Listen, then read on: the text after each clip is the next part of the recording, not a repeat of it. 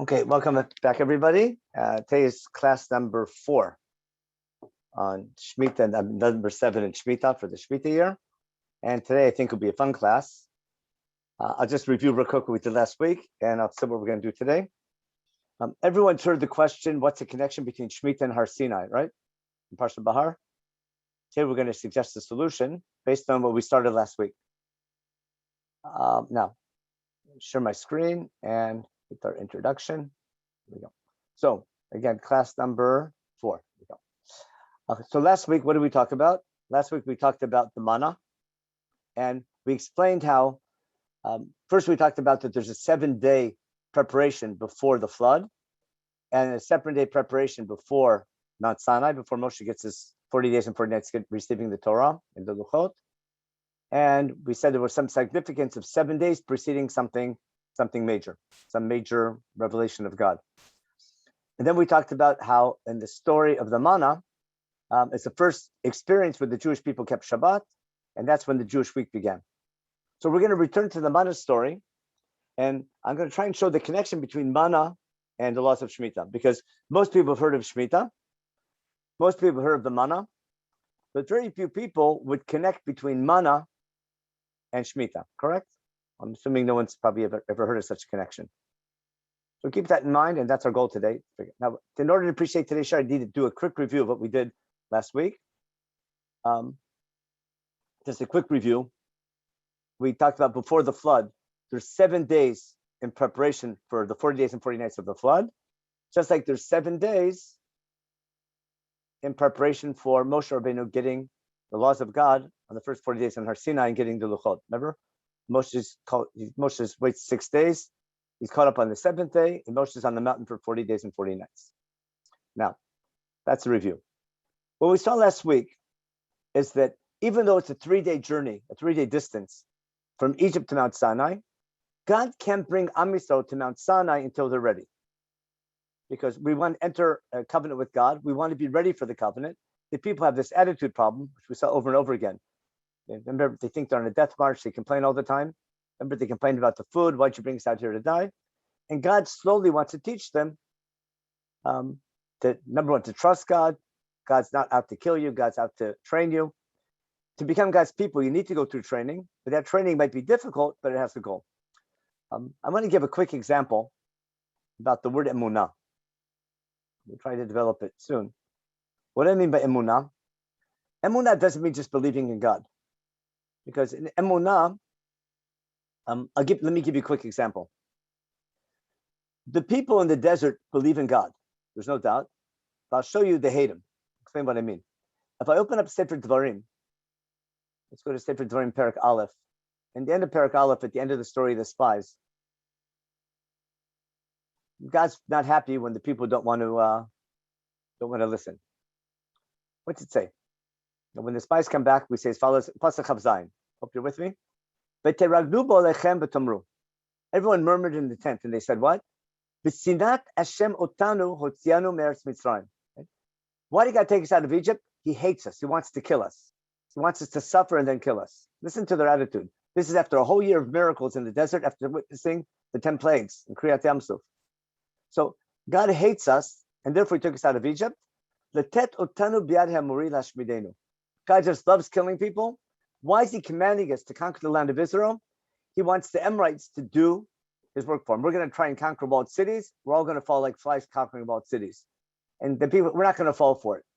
Remember, the people asked for, in Parshat Balotcha, they asked for food. They want real meat. God said, you want meat? All you want. The slav falls, and whoever kicks too much slav dies. They say, it's a setup. What's going on here? We ask for food to give us food, and then people would take food, die. You put Aaron in charge. Aaron says, make an egel. We make an egel, and we get punished. They just don't. They have this attitude problem. This ana anachu ochim. Where are we going? Our brother and the spies, made us. Our hearts melted when we heard how ominous his enemy is, and the walled cities, etc. And Moshe says, "I told you then. Remember, I told you the first generation. He's talking to the new generation in Dvarim. Don't fear them. God will help you." And then, what's he summarized in Pasuk Lamed Bet? Listen carefully. In this respect, They believe in God, don't they? They don't trust God. Emunah here means to have trust and faith. Okay? The God who took care of you all this time in the desert, you have an attitude problem. I'm trying to show you that Am Yisrael has an attitude problem the whole time in the desert. Moshe's goal as an educator is trying to solve that attitude problem. And God's giving him tools, and unfortunately, it just doesn't work with the first generation. Now, the example I want to give is take a soldier. If you live in Israel or familiar with Israel, that's like half of our youth. There's what's called elite units. And they give them really hard training. You want to be like, in the paratroopers or in all these special elite units in the army. It's really difficult training. You work like crazy, get no sleep. They work you day and night. It's terrible affliction, but the soldiers who are motivated love it. They identify with it. They want to do it because there's a long-term goal. That'll make them great soldiers. Suffering, sometimes if suffering is for a goal, then people don't mind going through it. But some people in the army just hate the whole experience, want to run away from it, hate every minute of it. They're not going to become good soldiers. So I can go through a difficult experience and feel as though this is great. I know it's hard, but I'm learning from it. I'm growing from it. I can go through a difficult experience and hate the whole framework that I'm in. So God, we're going to see over and over again, God's putting the people of Israel through this difficult experience of training in the desert. As we'll read, we'll see this explicitly soon in Parshat Ekev. He's hoping the people who internalize this experience, identify with it, and trust God, it's for better good. And therefore, when Moshe says, in this regard, it's not they don't believe in God, they know he exists. They believe him, they see him, they can't miss him. They don't trust him. They don't support him, and basically don't want to be his people. And that's what's their punishment. You don't get to be my people. You're going to, I can't kill you altogether because that'll be a desecration of God's name as Moshe davens. I can't bring you into Israel because you're not ready. Therefore, we have to wait to bring up a new generation. And that's why we have to wait 40 years. That's Moshe's speech in Sefer Devarim. Now, let's go back beforehand. We're going to see that there was a need for basic training before we say Nasa v'Nishma at Har Sinai during the first 6-7 weeks.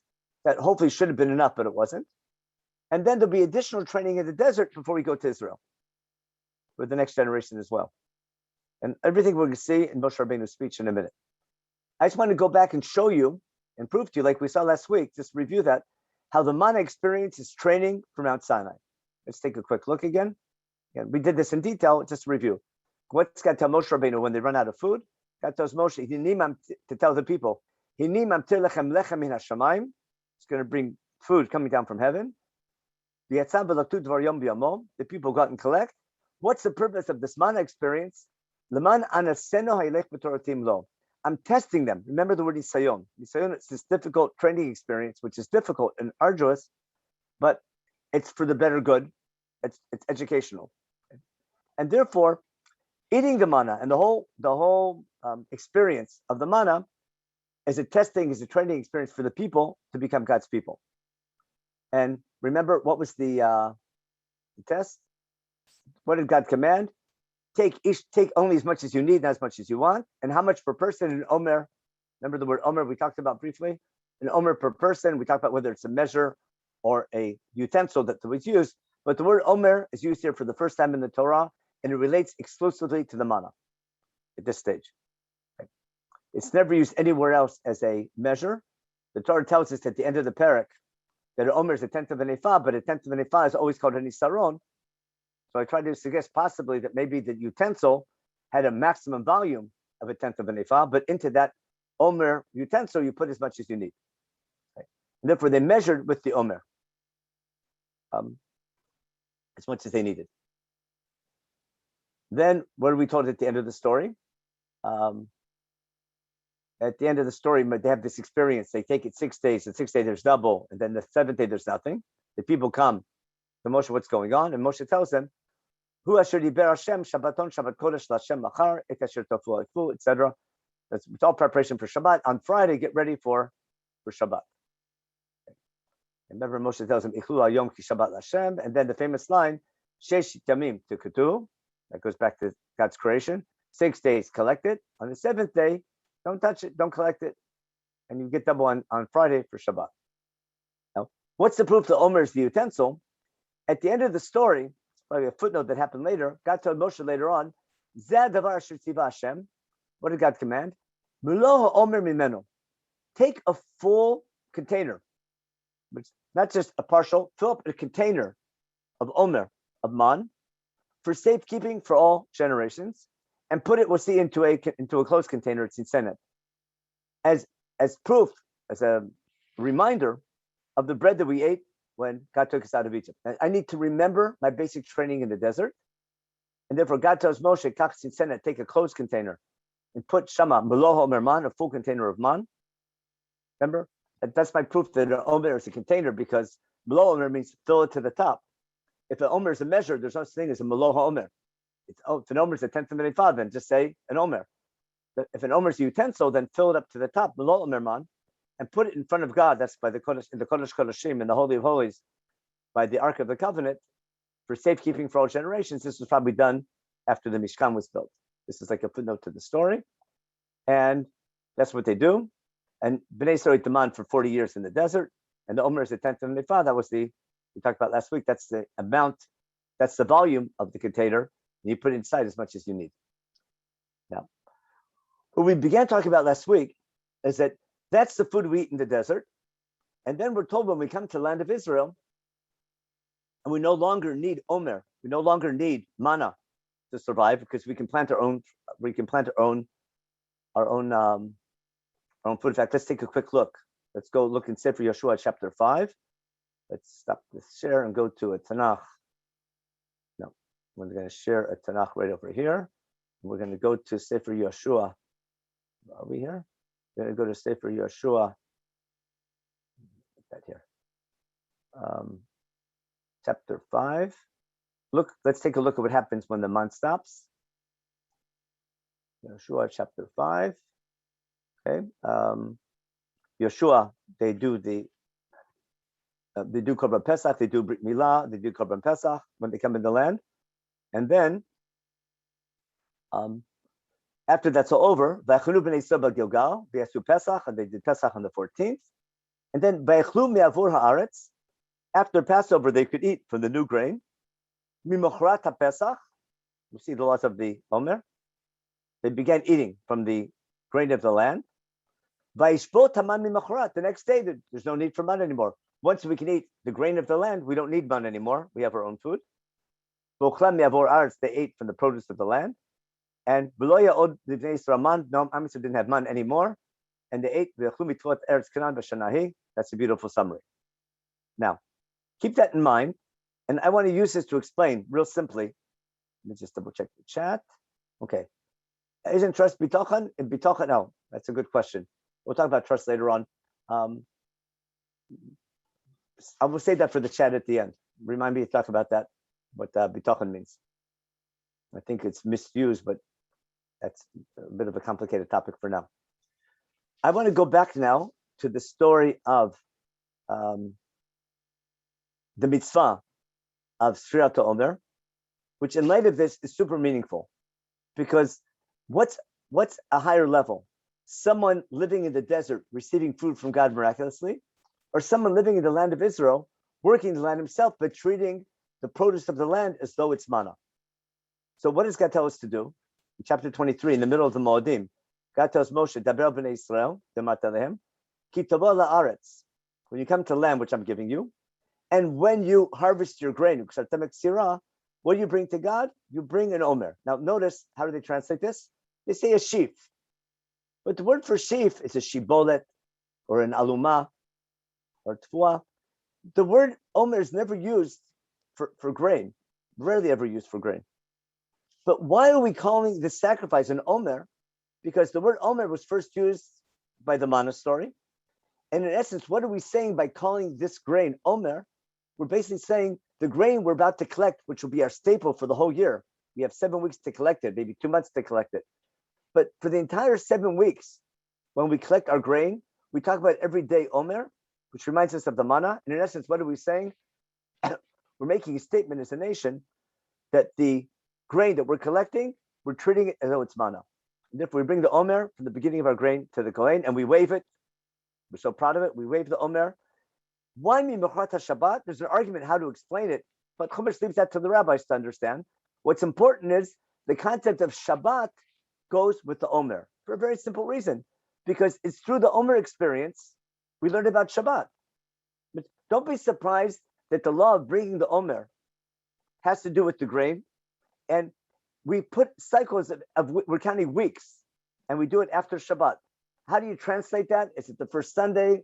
Is it the day after Pesach? That's irrelevant for now. That God leaves to the rabbis.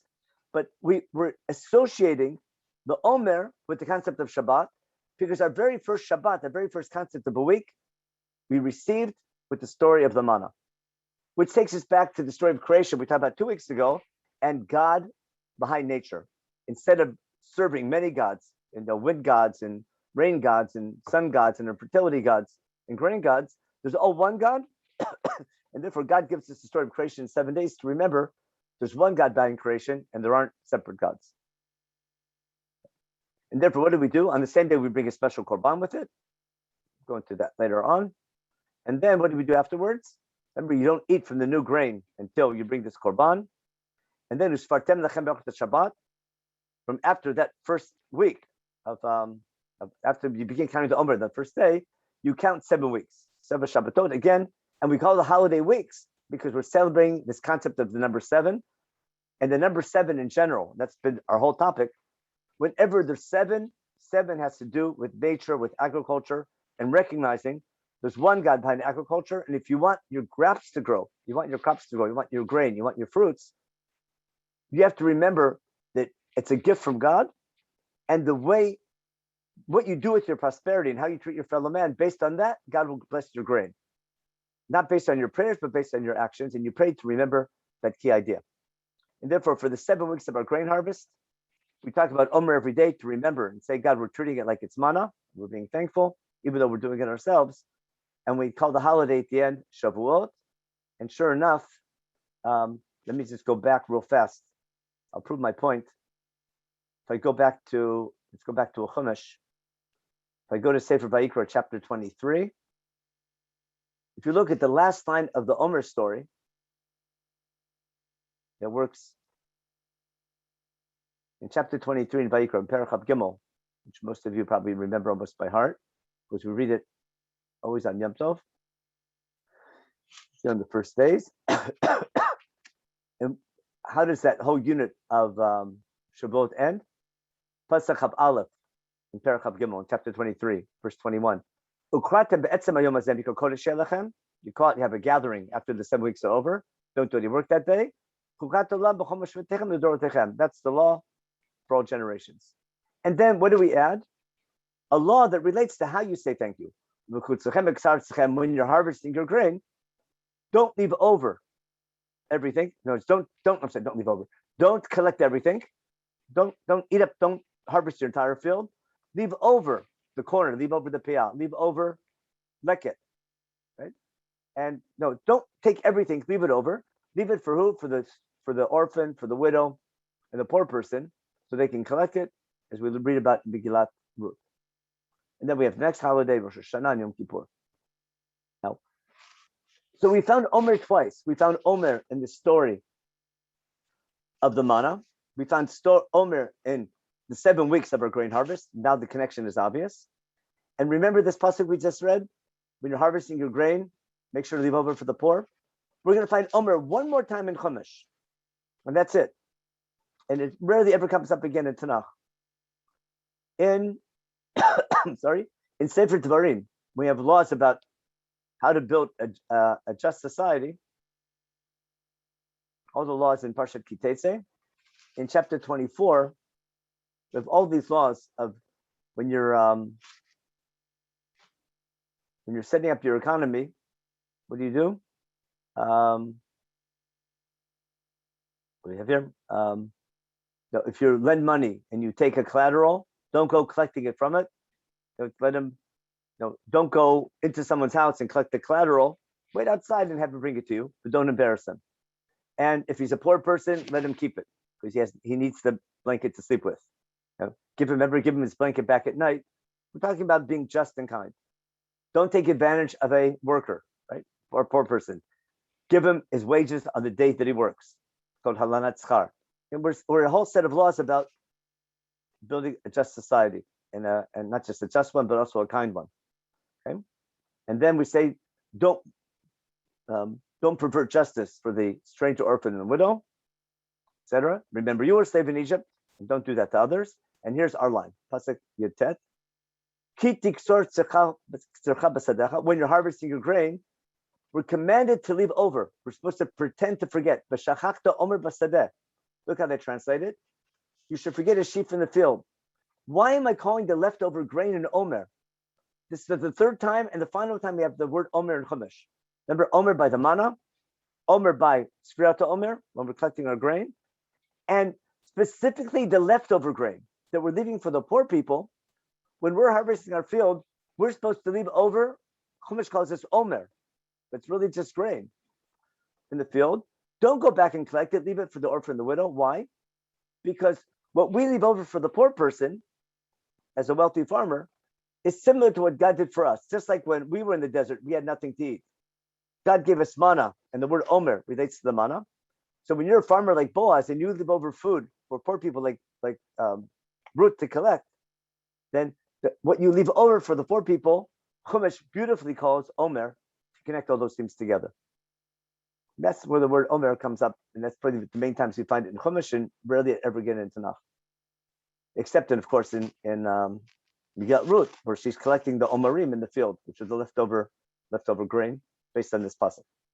We have it twice in Parak Aleph or Parak Bet in Megillat Ruth. Now, so I think we established what's this idea of omer and how it relates to the manna. Now, in light of this, I want to show you how Moshe Rabbeinu is going to explain everything I just told you about. But even better, why this training experience was necessary. So let's open up now and go back to our Chumash, and we're going to go to Sefer Devarim, Perek Chet, chapter 8 in Sefer Devarim. Chapter 8, Parshat Ekev. And let's follow the logic of the flow. I'm sure this is famous psukim. Just want to read it briefly and go over the flow and listen to the logic. Moshe is going to explain here the reason for the desert experience. Okay? Kol mitzvah, this commandment I'm teaching, make sure to keep. Classic line in Sefer Devarim. Pasuk bet.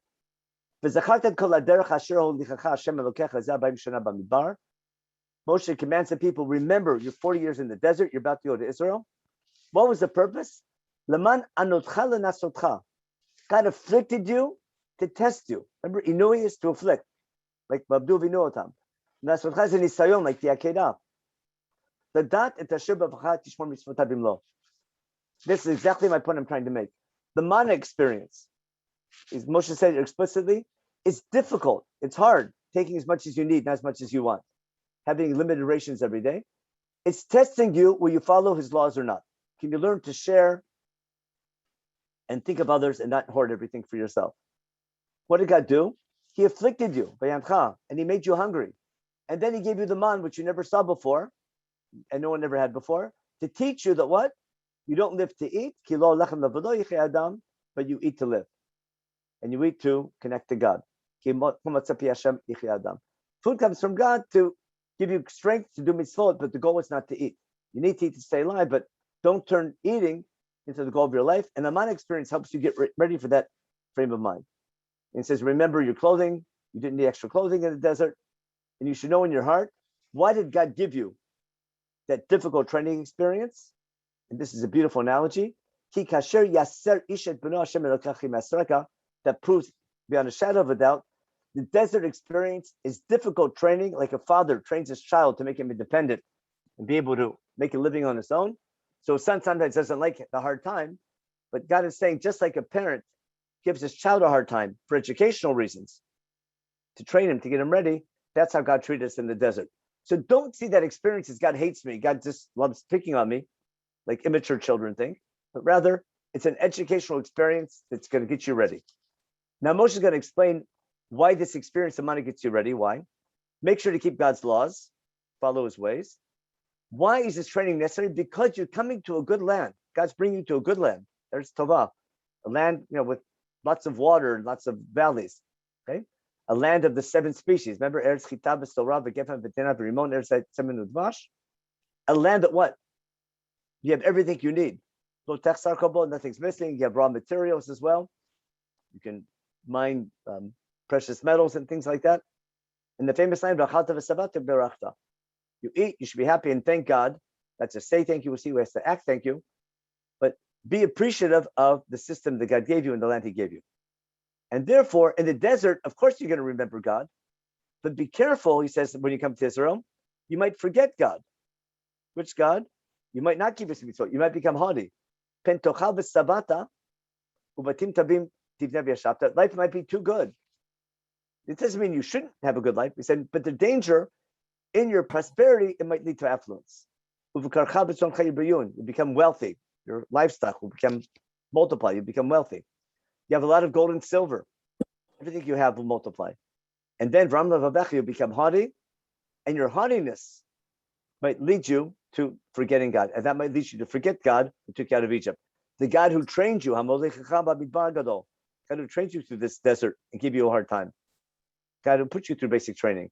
The God who fed you man in the desert, which was a difficult experience that no one ever saw before.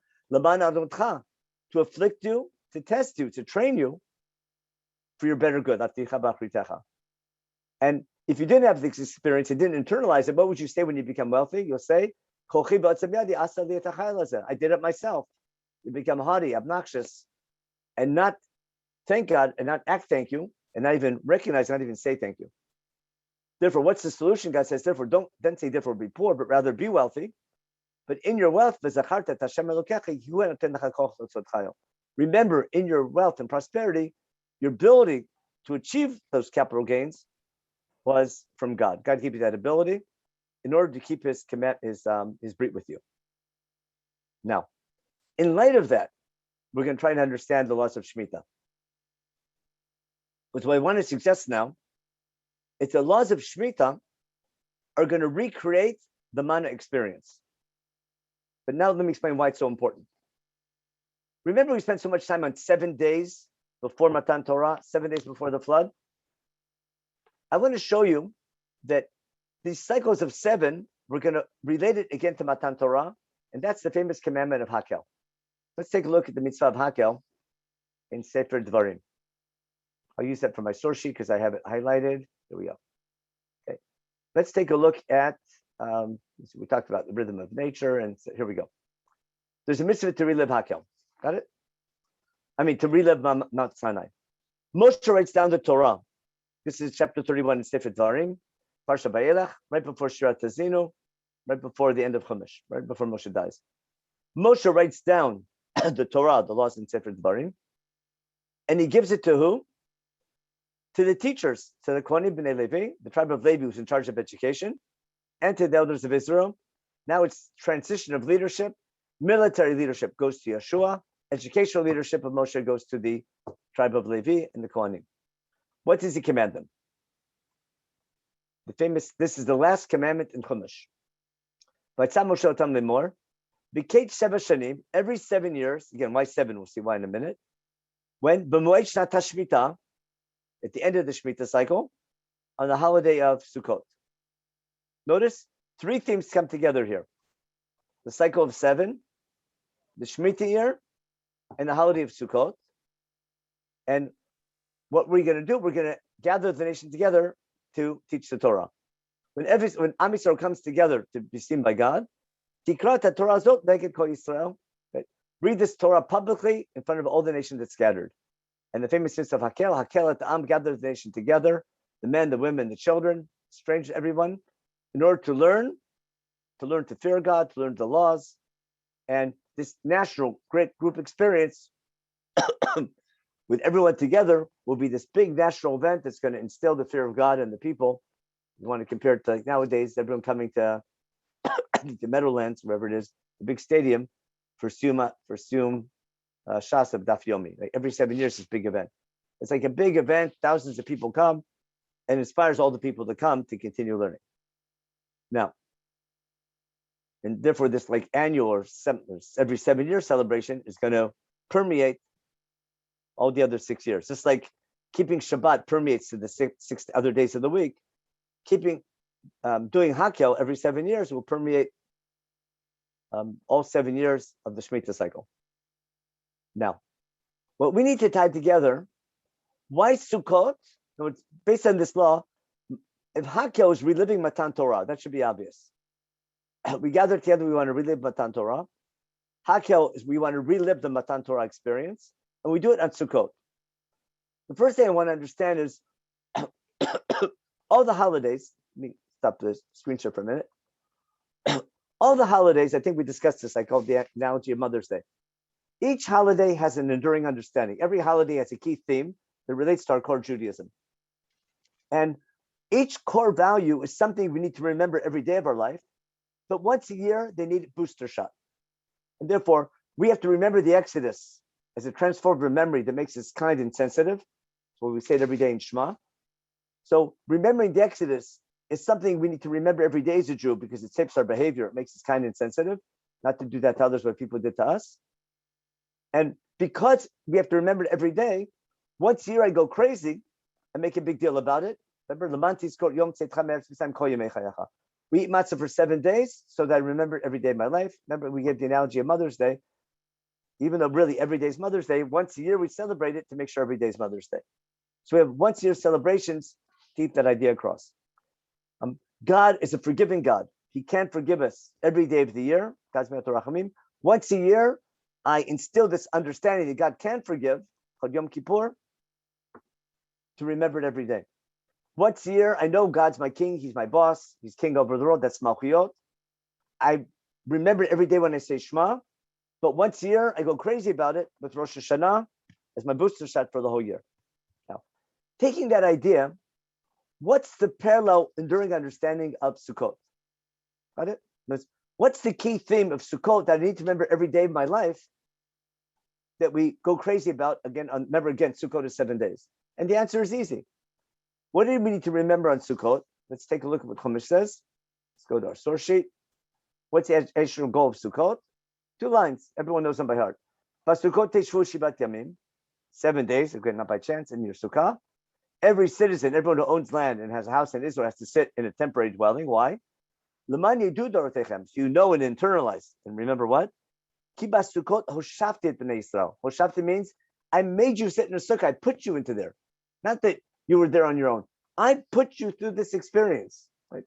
I made you dwell in booths to train you when I took you out of Egypt. Because I'm Hashem, your God. Therefore, I put you through this desert experience to train you for the dangers of the land of Israel. This fits perfectly with what Moshe said in Parshat Ekev. I needed training to make sure that prosperity in the land of Israel doesn't get to our heads. Therefore, Sukkot's time, which is the height of our financial prosperity, at the end of the agricultural year, we have all of our fruits coming in. We have all of our grapes and all of our olives and all of our figs and dates, and we can dry them out. We know how much we can trade all those goods. We can save them for the rest of the year. That's what makes us wealthy. In the height of our wealth, we need to remember what to do with our wealth. God doesn't say therefore don't be wealthy. It says not just say thank you, act thank you. And we have all the mitzvot of Sefer Devarim, what we do, how we take care of those in need, those who have, take care of those who are less fortunate. So if that's the case, we need to remember this every day of our life. But on Sukkot, because this time of year is the height of our prosperity, especially now, we need to remember what to do with our prosperity. Just what Moshe said in Parshat Ekev again. Remember your 40 years in the desert. Remember, we just read these already. God's giving you to a good land, and therefore, so you don't say Kol Chabab Atim in your grain harvest. Tafka, in the middle of our grain harvest, at the height of our grain harvest, we spend 7 days and sit in a sukkah to remember that thing. Now, Sukkot is Chag HaSif, isn't it? It's our fruit gathering holiday. And therefore, exactly when we gather our fruit at the end of the agricultural season, that's when we have to remember this theme. That's what we talked about. So now, why is Hakel this time of year? So let me undo my share. Now explain the idea. If this is true, I think it's rather amazing, but you'll decide. Hakel, beyond a shadow of a doubt, is reliving Mount Sinai. I think it's crystal clear. Let me just prove it real fast. Remember we read about Hakel? Early in Sefer Dvarim, Moshe describes to the people, back in chapter 4, what the purpose of, how they need to remember Matan Torah. So in chapter 4, Moshe tells the people, make sure to keep all these laws I'm teaching you. Remember, it's a package deal. And then he says, pay attention, understand, I'm teaching you Shmitah, that God commanded me to teach you to keep in the land. Make sure to keep them. Why? Because that's your wisdom in the eyes of the nations. Remember, Kimigo Gadol, that there's no nation that keeps God's laws so beautifully. And where do we find a nation who's a light to other nations? We keep these upright and just commandments, like the Torah that we're keeping, and other nations will see it and they'll come to recognize God. Then he says, Raki Shamer Lacha, be careful, you might forget all these commandments that God gave you. You might forget Mamad Har Sinai.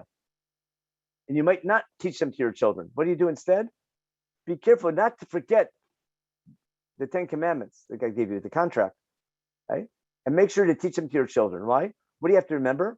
Yom Asher remember the day that you stood in front of God at Har Sinai in Chorev, when God told me, V'emar Hashem elai, hakel li et ha'am.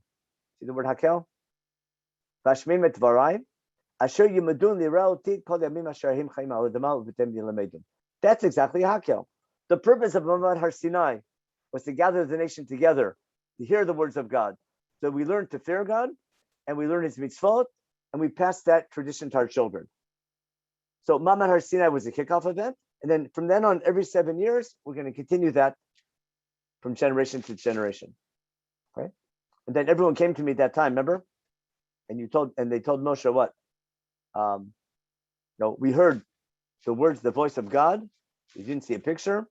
So I gave Lechem et Brito. God at that gathering told you His covenant, the 10 commandments. I started the 10 statements. He wrote them on the Luchot Avanim, Luchot Habrit, and together with those 10 commandments, at that time, the first 40 days of Moshe on Har Sinai, remember, preceded by 7. At that time, God commanded me, God commanded me laws at that time to do them in the land, and those are laws of Sefer Devarim that He's teaching now in the speech. Therefore, be careful, remember not to do Avodah Zarah. He continues, but make sure when you remember the event, don't make more images of God to remember the event, but just do it the way I told you to do it, just reading the Torah out loud.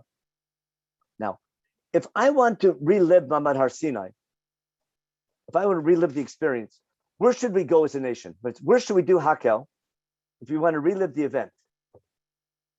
Someone to tell me? No, think you're in Hollywood. Where would be the best place to go to relive Mamad Har Sinai? Har Sinai. Har Sinai. We should go back to Mount Sinai, right? No. What are we going to do instead? We're going to go to Jerusalem. Why? Remember the famous Ramban? We never left Har Sinai. Am Yisrael can't leave Har Sinai. We take it with us. How do we take Har Sinai with us? That's the Mishkan. Remember the famous Ramban at the beginning of Parshat Truma? What in essence is the Mishkan? We can't leave Har Sinai. We take it with us. And all the imagery in the Mishkan are all reminders of what happened at Har Sinai. At Har Sinai, Moshe receives the Luchot. At the center of the Mishkan are Luchot Habrit. At Har Sinai, we said Nasav and Ishma, and we took Parim, we built a Mizbech at the bottom of the mountain. We brought Korbanot. We affirmed our commitment to God. That's what we do in the Mikdash. At Har Sinai, there was groups of people. There were Kohanim, there was Am Yisrael, there was Kohanim, there was Moshe.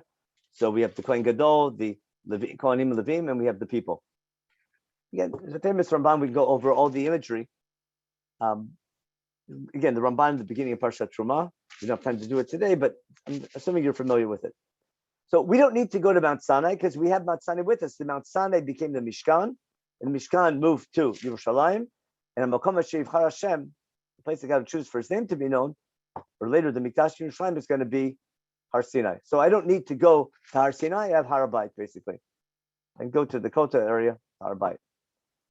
But what else do we do in preparation for Har Sinai? We had man, didn't we? Remember, Laman understanding that Torah team low. If I want to read the experience, what should we do? We should eat manna for the 3-4 weeks before Matan Torah. Remember, from the middle of the month of when we came out of Egypt, soon after we left Egypt, we started getting manna in the desert. And the manna experience, remember, was Laman anaseno hailech b'Torah team lo, eating manna day by day, taking as much as you need every day, taking an omer per person. That was what? That was the group experience. That was the training Remember teaching us not to hoard, to respect other people, to have trust in God, and to identify with Him. That training experience was prepared us for Matan Torah. So now what do we need? I have a replacement for Har Sinai. Now I need manna. How do we get manna in a modern day time? You catching on? Follow the laws of Shmitah, and that's exactly what it creates. You with me? Because during the Shmitah year, what do we eat? Let's look at Parshat Bahar. You know it by heart. Let's take a look at Parshat Bahar. Open up our Tanakh. Sefer Vayikra again, and notice right after Parshat Emor. Remember, we have 7 weeks. Remember in chapter 23 in Sefer Vayikra, we have counting the 7 weeks of the grain harvest in chapter 23. Right afterwards, in chapter 25, you have famous Parshat Bahar. I'm sorry, we're in Sefer Devarim, we need Sefer Vayikra. Open up Sefer Vayikra. Here we are. No, that's not me. That's my website. That's not good. Sefer Vayikra and chapter 25. Remember the famous question? All the laws of the Torah were given in Har Sinai, famous Rashi. Why are we singling out the laws of Shmitah and putting the header of Har Sinai? The famous question Rashi asks, Ma'inyan Shmitah, it's Har Sinai. They have nothing to do with each other. We're going to prove they have everything to do with each other in a minute. Okay? So God says, Moshe at Har Sinai, tell Bnei Israel and tell them, when you come to the land that I'm giving you, right? And the land needs a Shabbat. Shabbat Lashem. 6 years, all the capital gains you want, plant your fields, plant new fields, have everything grow. And asapta tvota, capital gain. Hope you understand what I mean. Make as much money as you can, as you want, during 6 years. 6 years, work, make as much as you can. Thank God for what you have, but basically be creative, be industrious, and make a living for 6 years. Just like during the week, 6 days we're creative. On the 7th day, we take a rest from all work to make sure that we use our creativity properly in the other 6 days of the week. So just like we're supposed to work 6 days a week. Remember, Sheshitim Tavod, Shabbat, we stop all creativity to reflect on what we've done and make sure that the next week we use our creativity properly. Right? In a similar manner, we work for 6 years, our field. On the 7th year, we stop all work, we stop our capital gains to remember what to do with them during the 6 years of the working. But 1 year, we don't make any new money. Now, we don't let the crops grow, we die. We take care of them to make sure trees don't die and things like that. We do maintenance. We keep it on life support pretty much, but we don't plant new fields. We don't make new capital gains. So what do? On the 7th year, Shabbat La'aretz, don't plant anything new. Don't gather, let things grow naturally. Don't gather and make money from them. Now, what do we do with the produce? This is one of the most important laws that people aren't makbid enough on. It's a mitzvah to eat the fruit of the land during Shmitah year. We're supposed to eat it. We're not supposed to put it in the garbage pail. That's why it's not a year to make a special garbage pail. It's a year to eat the fruit of the land. It's a mitzvah to eat the fruit of the land. That's why it's that kedusha, and you can't let it go to waste. You can't mistreat it. And we're supposed to eat it, everybody. But everyone is equal that year. Even the animals get to eat it, right? But what are we doing? 1 year, what are we doing? The land belongs to the owner. The produce belongs to everybody. Got it? Now, if you know the agricultural land of Israel, in the months of July, August, September, right, the end of the summer, we have fruit growing everywhere. The grapes are in season, pomegranates are in season, figs, dates, and olives, right? Olives the end of the season. And if you don't gather them, what's going to happen? They're going to fall. What can't you do? You can't collect them and store them and sell them. But what can you do? You collect what you need, enough food for a day at a time. What's the law during Shmitah? You can take as much as you need, 2 meals a day, 2-3 meals a day. Basically, you can only collect what you need for your maintenance. You can't make money with it. And if you can't use it, and it's open for the poor people. You follow? Everyone can take. And if everyone has what they need, let the animals eat it. But the main thing is you can't have capital gains. 1 year, you're on your tax return, your capital gains are zero. Got it? You can make enough money to feed yourself, but your balance sheet is at zero. That's what Lashon Shmitah is saying. You're not supposed to starve. You're supposed to eat the land, but the land belongs to you. The produce belongs to everybody. But everyone can only take as much as they need. Isn't that exactly the mana experience? And when's this happening? It's happening at the end of the summer, isn't it? If you know agricultural land of Israel, in July, August, September, up into right, it's Chag HaSif. In a normal year, that's the end of the gathering season. In the Shmitah year, there's no Chag HaSif because you can't gather. It's forbidden. So instead of gathering our grain, we gather the people, and we live Matan Torah. But what atmosphere has been created in the land of Israel? We're surrounded by food. Everywhere you turn, you have food. You go outside your house, there's food everywhere, in all the fields, and everyone can take only as much as they need. That's exactly the mana experience, isn't it? The laws of Shmitah, that's my key point. I'm saying is the laws of Shmitah are recreating the mana experience in the land of Israel when? At the end of the Shmitah cycle, in preparation for Hakel. You with me? Remember, Hakel is reliving Matan Torah. We gather by Makom HaShivcha Hashem, that's Har Sinai. To prepare for Har Sinai, we had manna for several months beforehand, for several weeks. Now, in the weeks before Hakel, we have Shmitah fruit. But the nation as a whole is reliving the manna experience in preparation for Hakel, just like we had manna before Matan Torah to test us. Are we ready to get the Torah? And we're going to reset our frame of mind to receive the Torah, so that when the Shmitah year is over, and at the end of the Shmitah year, we learn the Torah, we re-accept the Torah at Har Sinai to be God's people, we're going to remember what to do with our prosperity. God wants us to work 6 years out of 7. He wants us to work 6 days a week out of 7. But stopping that one day is going to give us time to reflect and evaluate and make sure that when we do work, we know what it feels like not to have. We know what it feels like to be a day worker. So that when we are prosperous, we know what to do with our prosperity and how to use it to sanctify God by keeping his mitzvot of social justice. So if that's the case, I have a beautiful connection between Shmitah and Har Sinai. And to highlight that, how does the parsha begin? By Dabar Hashem Moshe, Har Sinai Lemor. To highlight exactly that point, that there is a connection between Shmitah and Har Sinai. It's all about Har Sinai. That's why at Har Sinai, specifically Har Sinai, God gives us the mitzvah of Shmitah, because it's to remember preparation for Mount Sinai. So that was my idea I wanted to get across. Let me just go back to the other source sheet and make sure it's all there. And my time's almost up. Where are we? Here we are. So in Hakel, how are we going to recreate the Sinai experience? Because Sukkot is the end of it's Sukkot at the end of the Shmitah year. And Sukkot's time is when we have tons and tons of fruit everywhere. So I have this mana experience where there's food everywhere around us, but we can only take that year as much as we need. We can't gather. Okay? So to remember Matan Torah, I'm not going to have to go back to the desert. I return to Mount Sinai by going to the Mishkan, or later the Mikdash. And Shmitah can recreate the mana experience. And then what do we have? Basically, we have exactly what we wanted in the beginning. Remember when remember using the word Omer, we talked about that, about all the laws of Devarim of what to do with your prosperity. And that explains why the laws of Shmitah are introduced with the famous line of Menachem Har Sinai Lemor.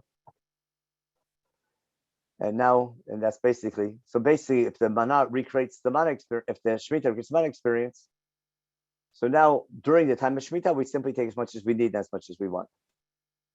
And so that's let me stop the share here. That's the point I wanted to get across of Ma'ayan Shmitah with Har Sinai. It's a totally different understanding of Shmitah, but there's no doubt it's the last mitzvah of the Torah, isn't it? And there's no doubt Chumash is connecting Shmitah, Har Sinai, right, Hakel, and the holiday of Sukkot, and now everything comes together. And remember, we talked about in the beginning the rhythms of nature, the rhythm of the 24-hour day. We're supposed to work 6 days a week. 7th day, take a break to give meaning to the 6 days I'm working. Then we have the cycle of the year, which controls our lives. We introduce this artificial cycle on top of it. And just like we keep Shabbat, we keep Shmitah. We don't all the psukim. Remember Shmitah and Shabbat back in the end of Mishpatim? So the same concept that's happening on a weekly basis is happening now on a 7-year basis. The same core concepts of dedicating 1 year, that's called kadosh. I'm separating that year, making it special. But the goal of the 1 year that's special is to make sure the 6 years that I am working, I use it properly. So now let me take a look at the chat. I hope that was clear. And now again, how to apply that nowadays? Ask your local. I mean, I wish you could ask your local rabbi. You have to ask yourself.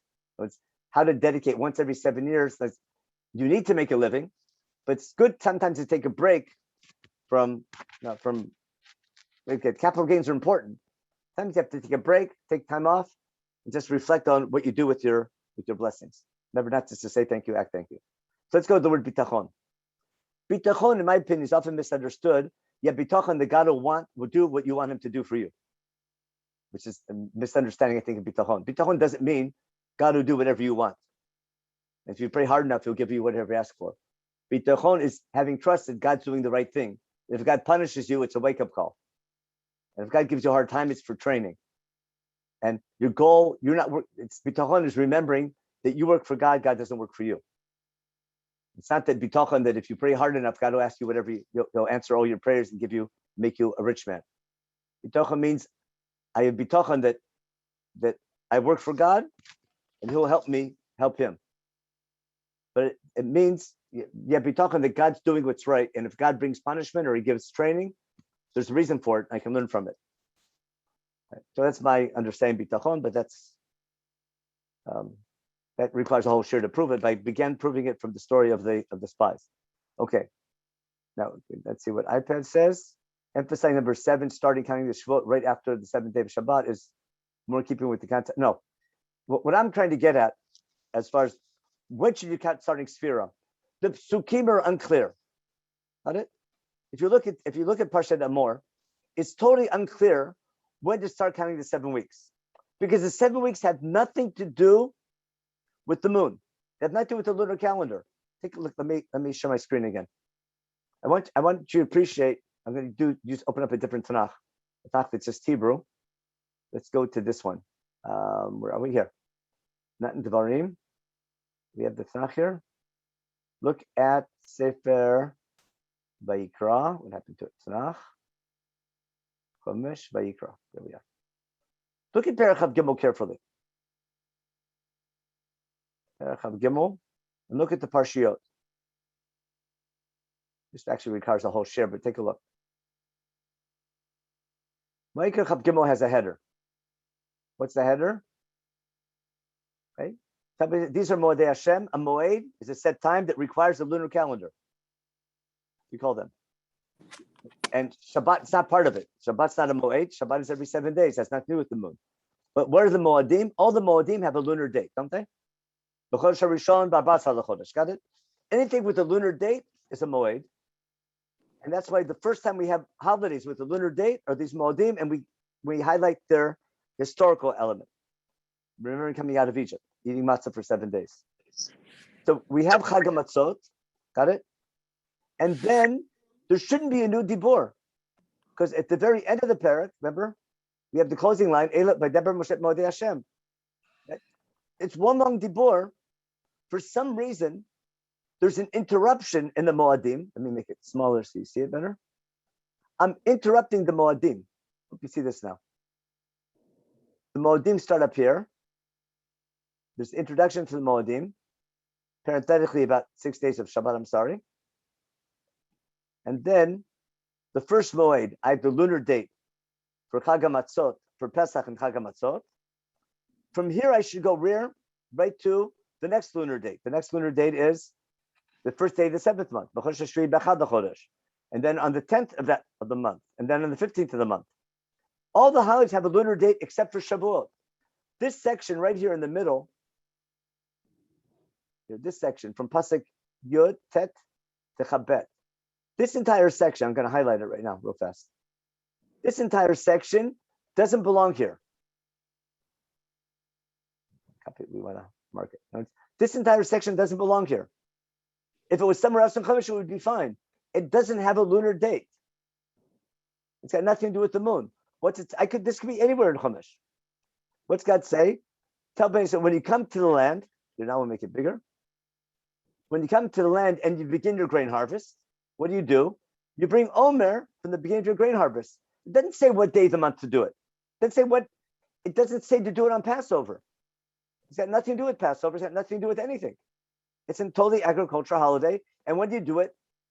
When you begin your grain harvest. Now, and then when you do it, it says what? You bring the Omer Mimochat Shabbat. Why am I relating this to Shabbat? Because Shabbat, the Omer and Shabbat go hand in hand. That's the whole man experience. Now, but what did Chumash do? Instead of leaving this separate, it inserted this unit in the middle of the Moadim. What do the rabbis understand? What's Chumash telling you? I want you to connect the Omer to the Moadim, which makes sense because when do we celebrate the historical holiday of Passover? Ki b'chodesh Aviv, God took you out of Egypt. Shmor chodesh Aviv, v'asita Pesach. Ki b'chodesh hazeh, remember? God took you out. Remember at night? Remember all the things? God took us out in the spring. Therefore, Chumash is screaming to us, associate your historical holiday of your head with your agricultural holiday.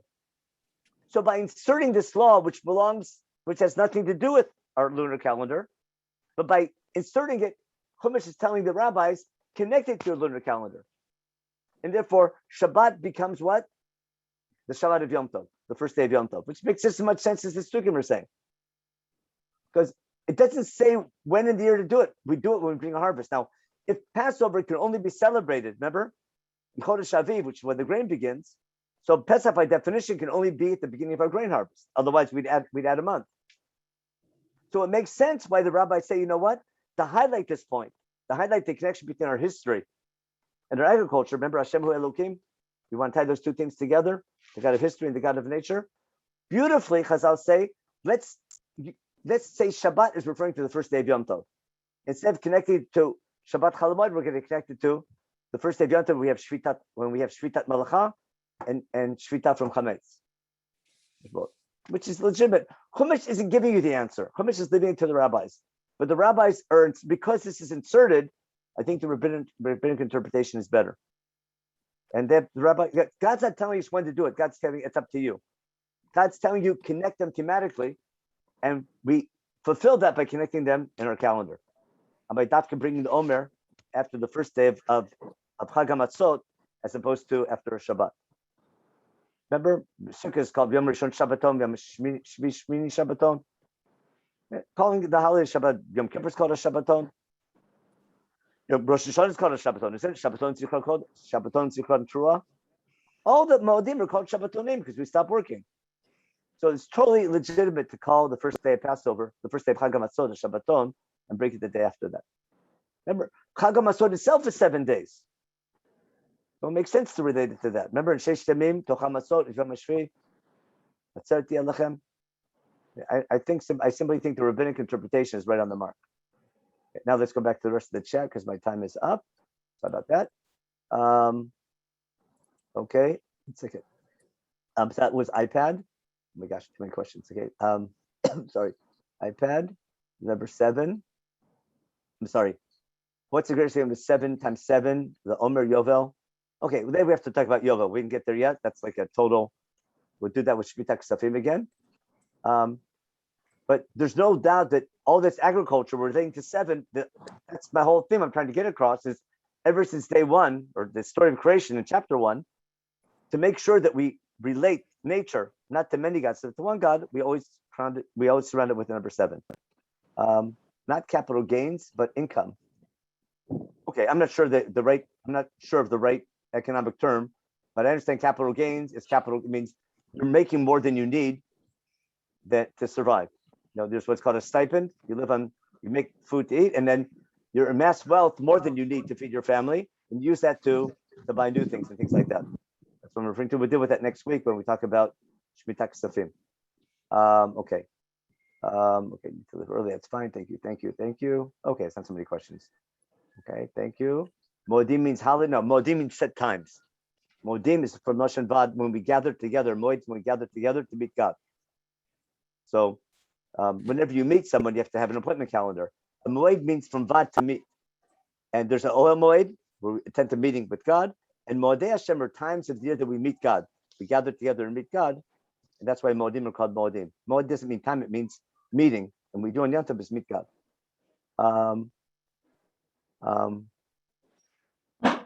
Okay, I'll deal with it afterwards. And okay, that's just thank you already. I think my time is up. And okay, also I'm going soon back to Israel. I'm in Memphis today. For Shabbat down south. So okay, I'm going back to Israel soon. So anyway, everyone have a wonderful week. And next week I hope to be back at my own desk and normal already. Okay, everyone have a good week. And Mazel Tov to Rabbi Jay. He's at a engagement party for San Elisha in Teaneck Yer HaKodesh. Remember I told you Teaneck is Haran? Remember what? Did we ever talk about why all the wives come? Because it's an engagement. Why do all the wives in Sefer Breshit come from Terach? You notice that? Sarai is Yiscah, and Rivka is from Terach, and Rivka and Leah, because Terach was the first Zionist. Why? Remember, he planned to make Aliyah, and got as far as Teaneck, Haran, and his kids made Aliyah. So that's he's the first, and he's a secular Zionist because he was Oved Avodah Zarah, but so that's my sort of joke of why all the wives come from Terach, a first Zionist. Okay. Anyway, so with that little cute line, I go back to Israel today. Anyway, everyone have a good week, and we'll see you in your system next week. Thank you so much. Shmitah and Okay. safe travels. Okay, sure. Thank you. Okay. Okay, who's Adiv? Agromos. Okay. Adiv. Thank you. Santa. Thank you. Okay, sure. You're was ever Adiv- wonderful. Safe thank you. travels. Someone here is one of my students, Adiv. He's finishing. He's in the army now. He's just getting his beret this week, but his grandmother is online, so cool. she says hi, and Hi. everyone should know. Yeah, which was you? Oh, there you are. Yeah, wave hi. Okay, your grandson's awesome. You know. Yeah, I yeah. do. His parents Yeah. are there. You probably Yeah, see him. they're gonna come. They're gonna be by me for Shabbos next week. Oh, lovely. The plan. Yeah, just a coincidence. His sister's in Memphis. Yeah, he's going through exactly that basic training, but Yeah, so relevant. he's taking with the right attitude. Exactly. Yeah, thanks. It was very, very meaningful. Thank you. He knows this year by heart. Yeah, he often knows. Okay. Okay. Everyone. Okay. Thank you everyone so much. Bye bye. Thank you. You live it. Okay. Bye bye.